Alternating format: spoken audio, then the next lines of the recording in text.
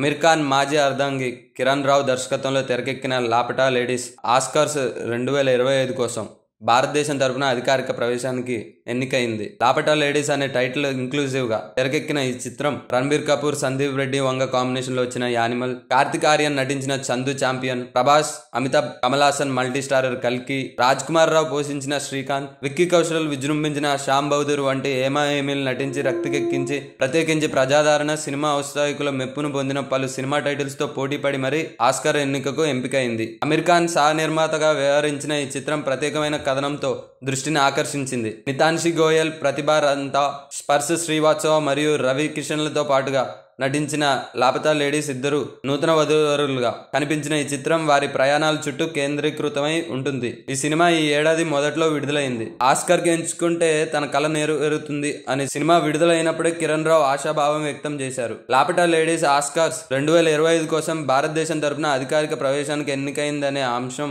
Film federation of India official press note release చేసింది. ఈ note లో బెస్ట్ ఫారిన్ ఫిలిం కేటగిరీలో ఆస్కార్ ప్రవేశానికి అధికారిక ఎన్నికగా ఎంపికైన చిత్రంగా లాపటా లేడీస్ ప్రకటితం అయింది. 2001లో గ్రామీణ భారతం నేపథ్యంలో సాగే ఈ చిత్రం రైలు ప్రయాణంలో అనుకోకుండా స్థలాలు మారే ఇద్దరు వధువుల కథను చూపెడుతుంది. కథనం విప్పుతున్నప్పుడు స్త్రీలు పితృస్వామ్య సమాజంలో లింగ పాత్రలు, విద్య మరియు సాధికారత యొక్క వాస్తవాలను ఎదుర్కొంటారు.